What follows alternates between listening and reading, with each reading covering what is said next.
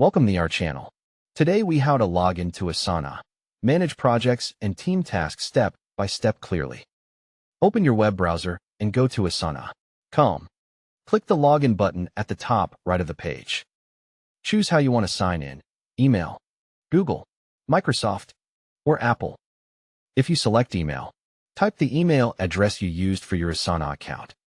Click Continue to move to the password step. Enter your Asana password carefully, paying attention to uppercase and lowercase letters. Click Login to access your workspace. If you select Google, click Continue with Google and choose your Google account.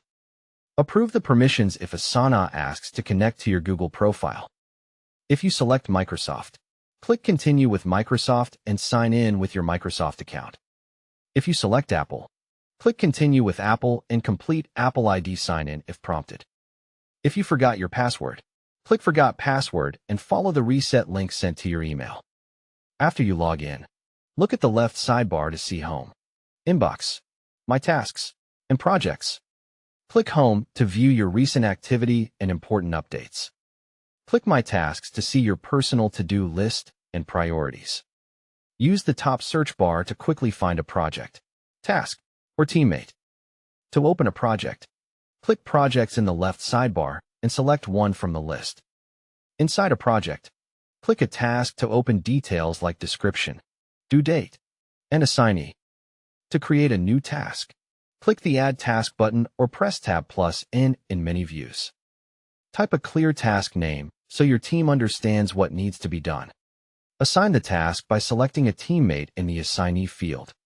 Set a due date to keep deadlines visible and organized. Add the task to the correct project so it appears in the right place. Use the description area to add steps, context, and links for beginners on the team. Attach files by clicking the paperclip icon so everything stays in one task. Add comments to communicate updates and mention teammates using the @ symbol. Check your inbox to see notifications, assignments, and conversations you need to respond to.